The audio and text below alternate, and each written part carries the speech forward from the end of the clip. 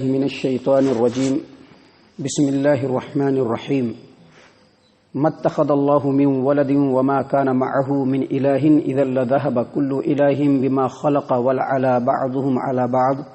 سبحان الله عما يصفون عالم الغيب والشهادة فتعالى عما يشركون قل رب إما تريني ما يوعدون رب فلا تجعلني في القوم الظالمين وَإِنَّا عَلَىٰ أَن نُّرِيَكَ مَا نَعِدُهُمْ لَقَادِرُونَ ادْفَعْ بِالَّتِي هِيَ أَحْسَنُ السَّيِّئَةَ نَحْنُ أَعْلَمُ بِمَا يَصِفُونَ وَقُل رَّبِّ أَعُوذُ بِكَ مِنْ هَمَزَاتِ الشَّيَاطِينِ وَأَعُوذُ بِكَ رَبِّ أَن يَحْضُرُونَ۔ معزز سامعین کرام، سورۃ المؤمنون آپ کے سامنے تلاوت کی جا رہی ہے، اس کا ترجمہ اور تفسیر آپ کے سامنے پیش کیا جا رہا ہے۔ ابھی سورۃ المؤمنون سے آپ کے سامنے آیت نمبر 90 پر 1 سے لے کر آیت نمبر 90 پر 8 تک، یعنی 91 نمبر کی آیت کریمہ سے لے کر کے 98 نمبر کی آیت تک یہ چند آیات آپ کے سامنے تلاوت کی گئی ہے۔ اس آیت کریمہ بھی اللہ تبارک و تعالی نے مکہ کے مشرکین کو مخاطب کرتے ہوئے ان کے باطل عقیدے کی تردید کرتے ہوئے فرمایا متخذ اللہ من ولد، اللہ تبارک و تعالی نے اپنا اولاد نہیں بنایا ہے، اللہ تبارک و تعالی نے اپنا اولاد نہیں بنایا ہے، یعنی اللہ کو اولاد نہیں ہے، جبکہ اس کے اللہ تبارک و تعالیٰ کے اس قول کے مقابلے میں مشرکین مکہ جو اپنے دیویوں کو پوجتے تھے، لات کو، منات کو، عزا کو، ان تمام دیویوں کو ان کا عقیدہ تھا کہ یہ اللہ کی بیٹیاں ہیں، اور مشرکین مکہ کے مقابلے میں اور جو دوسرے ممالک تھے اسی وقت ان لوگوں نے ایسی دیومالائی ہسٹری تیار کی تھی جس میں ان لوگوں نے اللہ کی نسل کو ہی چلا دیا تھا کہ یہ فلاں جگہ اللہ کی نسل ہے، وہ اللہ کی نسل ہے، یہ اللہ کی نسل ہے۔ اور جن لوگوں کو اللہ نے کتاب دیا ان میں سے عیسائی جو کرسچن لوگ تھے، انہوں نے عیسیٰ علیہ السلام کو اللہ تبارک و تعالیٰ کا بیٹا مقرر کیا، جبکہ اس کے مقابلے میں یہودیوں نے عزیر علیہ السلام کو اللہ کا بیٹا مقرر کیا۔ اللہ تبارک و تعالیٰ نے ان تمام باتوں کی تردید کی اور کہا کہ اللہ تبارک و تعالیٰ کو کوئی اولاد نہیں ہے۔ اور ایک طرف مشرکین مکہ یہ بھی ایکسپٹ کر رہے ہیں، یہ بھی اعتراف کر رہے ہیں، یہ بھی مان رہے ہیں کہ پوری کائنات کا مالک اور مختار اللہ تبارک و تعالی ہے،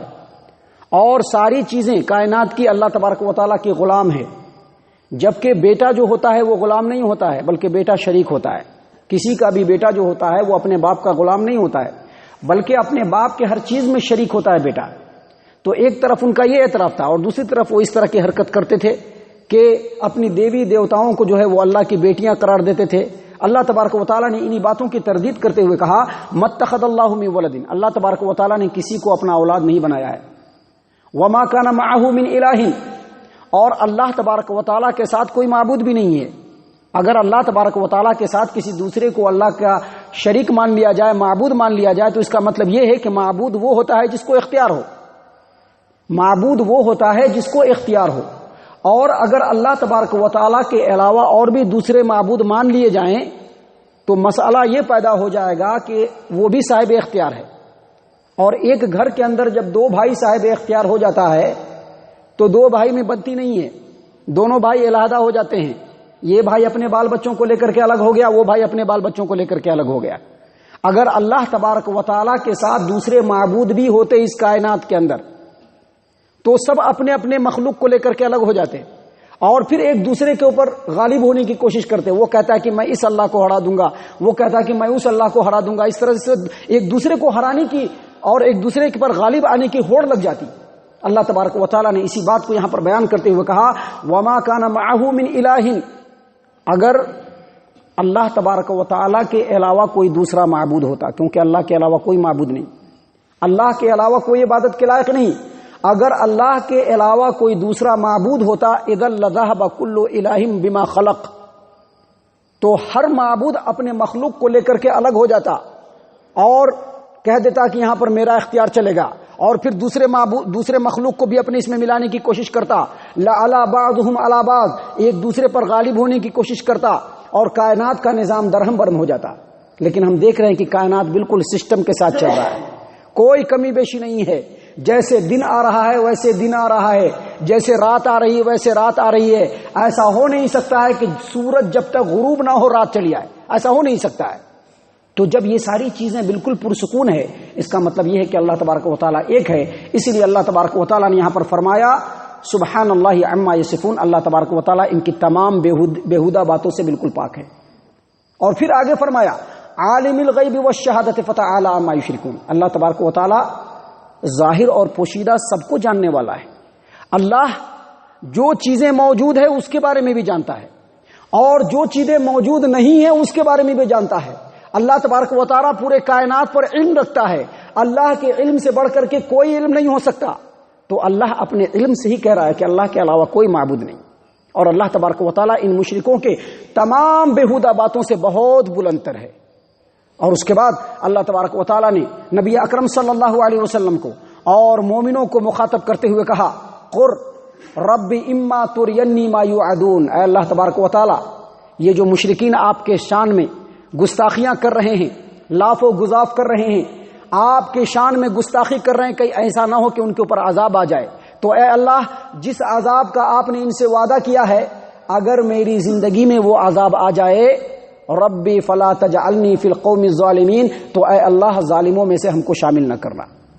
یعنی اللہ تبارک و تعالی یہاں پر مخاطب کر رہا ہے نبی صلی اللہ علیہ وسلم، لیکن دراصل یہ مخاطب تمام امت کے لوگ ہیں کہ امت کے لوگوں کو یہ دعا کرتے رہنا چاہیے کہ اے اللہ یہ مشرکین، یہ کفار، یہ بدعتی، یہ خرافاتی لوگ جس طرح سے آپ کے شان میں گستاخی کر رہے ہیں، اے اللہ کہیں ایسا نہ ہو کہ آپ کا عذاب آ جائے، اور اگر آپ کا عذاب آ جائے رب فلا تجعلنی فی القوم الظالمین، تو اے اللہ ہم کو ظالم قوموں میں نہ کرنا، ظالم قوم سے بالکل الگ کر دینا.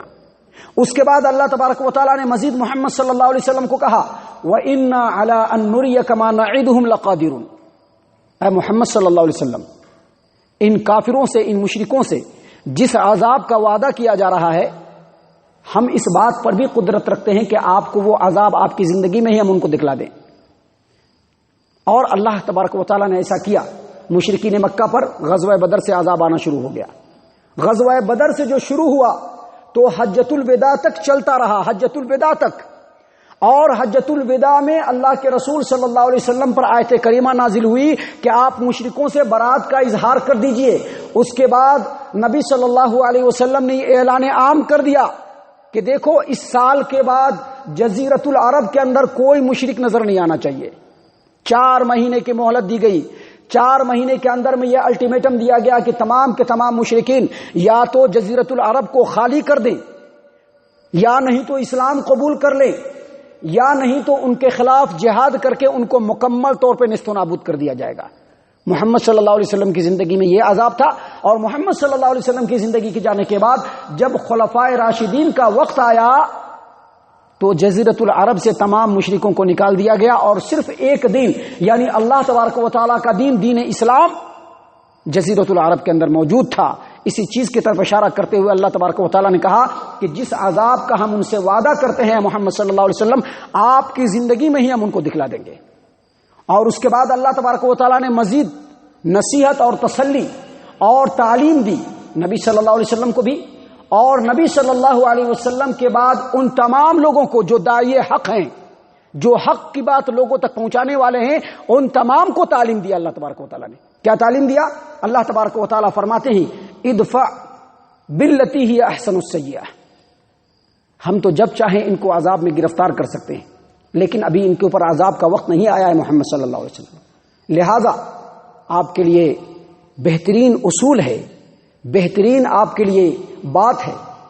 اسلام کی بہترین تعلیم یہ ہے کہ ان کے برائی کے جواب میں آپ ہمیشہ اچھائی کے ساتھ ان کے ساتھ سلوک کیجیے. ان کے برائی کا جواب ہمیشہ اچھائی سے دیجیے. آپ ان کے برائی کا جواب ہمیشہ اچھائی سے دیجیے. اصل میں مضمون یہی ہے، لیکن یہ ایک اصول ہے جو قیامت تک کے لیے ہے، تمام داعی الی الحق کے لیے. جو حق کی دعوت دینے والے ہیں ان کے لیے یہ تعلیم ہے، اصول ہے کہ وہ اپنے دعوت کے راستے میں جو برائی کرنے والے ہیں ان کو ہمیشہ اچھائی سے ٹالتے رہیں. جو برائی کرنے والے ہیں ان کو ہمیشہ اچھائی سے ٹالتے رہیں. اس کا بہت بڑا فائدہ ہے، ذاتی طور پر بھی فائدہ ہے، اسلام کا بھی فائدہ ہے، اور یہ یونیورسل ٹروتھ ہے، یہ زمانے کی سچائی ہے، حقیقت ہے کہ جس قدر اچھائی کے ساتھ سلوک کیا جائے اسی قدر جو اس کی تعلیمات ہوتی ہے لوگوں کے اندر پھیلتی جاتی ہے. آج محمد صلی اللہ علیہ وسلم کی جو تعلیم پھیلی ہے دراصل اسی وجہ سے پھیلی ہے، اسی وجہ سے پھیلی ہے. اسی چیز کو اللہ تبارک و تعالیٰ نے یہاں پر فرمایا ادفع باللتی ہی احسن السیئہ. اے محمد صلی اللہ علیہ وسلم ان کے برائی کا جواب آپ اچھائی سے دیجیے. یہ ایک اصول ہے، اور جو اصول جس قدر فائدہ مند ہوتا ہے اس پر عمل کرنا اتنا ہی مشکل ہوتا ہے. اسی لیے اللہ تبارک و تعالیٰ نے قرآن کریم کے اندر فرمایا ادفع باللتی ہی احسن فإذا الذي بينك وبينه عداوة كأنه ولي حميم وما يلقاها إلا الذين صبروا وما يلقاها إلا ذو حظ عظيم. کہ اے محمد صلی اللہ علیہ وسلم آپ لوگوں کے ساتھ اچھائی کے ساتھ جواب دیجئے ان کے برائیوں کا. اگر آپ ایسا کریں گے تو آپ کا جو دشمن ہوگا وہ آپ کا گرم جوش دوست بن جائے گا.